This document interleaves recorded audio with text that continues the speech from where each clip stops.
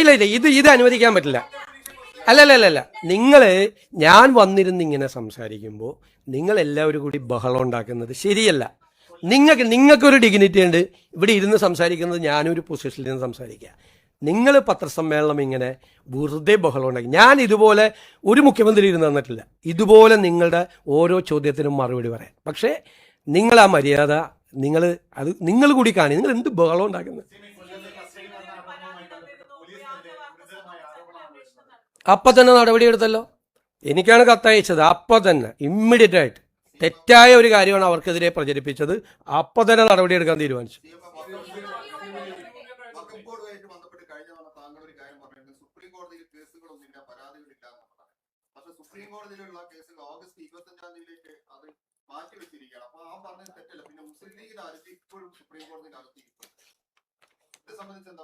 നിങ്ങൾ പറഞ്ഞത് രണ്ട് പ്രധാനപ്പെട്ട കാര്യങ്ങൾ ഞാൻ പറഞ്ഞു. ഒന്ന്, എന്താ പ്രചരിപ്പിച്ചത് പ്രതിപക്ഷ നേതാവ്? ഈ അമുസ്ലിം അംഗങ്ങളെ നിയമിക്കാൻ വേണ്ടി സർക്കാർ ഹൈക്കോടതിയിൽ പറഞ്ഞു. സർക്കാർ എന്താ ഹൈക്കോടതിയിൽ പറഞ്ഞത്?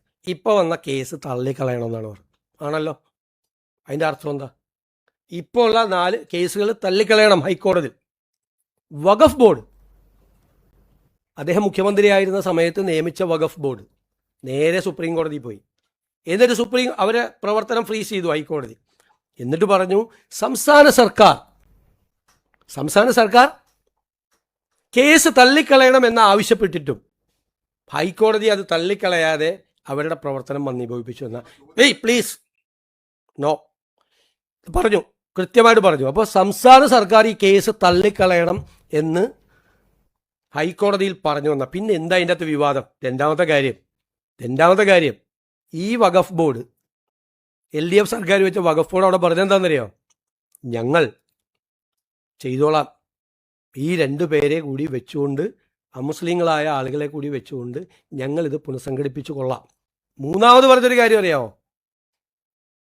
ഇത് പുതിയ സർക്കാർ അത് ചെയ്യാത്തത്, അത് പുതിയ സർക്കാർ വന്നതുകൊണ്ടാണ് അത് ചെയ്യാത്തത്, ഈ 2 അമുസ്ലിങ്ങളെ വെക്കാത്തത് എന്നാണ് വഖഫ് ബോർഡ് പറഞ്ഞത്.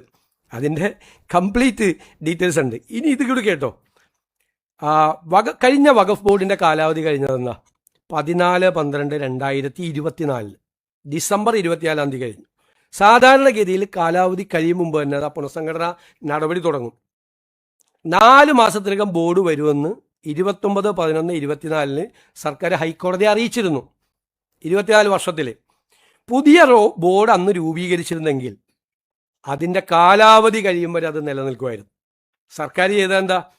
ഈ പുതിയ ഭേദഗതി, വഖഫിലെ ഭേദഗതി വരുന്നത് വരെ കാത്തിരുന്നു. ഭേദഗതി വന്നത് 8/4/2025 4 മാസം. അത് കഴിഞ്ഞിട്ട് പുതിയ ബോർഡിന് രൂപം നൽകിയത് 4/2/26 അപ്പോൾ 14/12/24 കാലാവധി കഴിഞ്ഞിട്ട് പുനഃസംഘടിപ്പിക്കാതെ 4/2/26 പുനഃസംഘടിപ്പിച്ചപ്പോഴാണ് ഈ ഭേദഗതിയുടെ പ്രശ്നം വന്നത്. മനസ്സിലായ? എല്ലാ അംഗങ്ങളെയും നോമിനേറ്റ് ചെയ്യാൻ അവസരം ലഭിക്കാനായിട്ടാണ് പുതിയ ബോർഡ് രൂപീകരണം വൈകിപ്പിച്ചത്. മനസ്സിലായില്ലേ? അത് പ്രതിപക്ഷ അംഗങ്ങൾ പല രീതിയിൽ ബോർഡ് രൂപീകരിച്ചാൽ പ്രതിപക്ഷ അംഗങ്ങൾ ഉണ്ടാകുക എന്നുള്ളതാണ് സർക്കാർ ആ തീരുമാനം വൈകിപ്പിച്ചത്. ആ തീരുമാനമാണ് ഇതിൻ്റെ മുഴുവൻ കാര്യം. പിന്നെ ഇപ്പം എന്താ കോടതി പറഞ്ഞിരിക്കുന്നത്? സുപ്രീം കോടതി തിരിച്ചയച്ചല്ലോ. ഇവിടെ തിരിച്ചയച്ചപ്പോൾ എന്താ സുപ്രീം കോടതി പറഞ്ഞത്? ഈ സെക്ഷൻ 14 ഇടപെട്ടില്ല.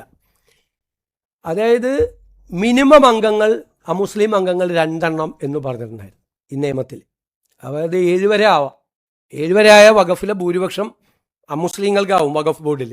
അപ്പോൾ സുപ്രീം കോടതി പറഞ്ഞു മിനിമം എന്നുള്ളത് 3 ഈ 14 ഇടപെട്ടില്ല. ഇത് മാത്രം വെച്ചു 3 പേര് മാക്സിമം എന്നുള്ളത് 3 മാക്സിമം 7 വരെ പോകാമായിരുന്നത് 3 മാക്സിമം 3 പോകാൻ പറ്റുള്ളൂ, മിനിമം 2 ആക്കി. അതിൻ്റെ അർത്ഥം എന്താ? അത് ചെയ്യണമെന്ന് കോടതിയുടെ വിധി വരട്ടെ. ഇതാണ് വഖഫ് ബോർഡ് എടുത്ത സ്റ്റാൻഡ്.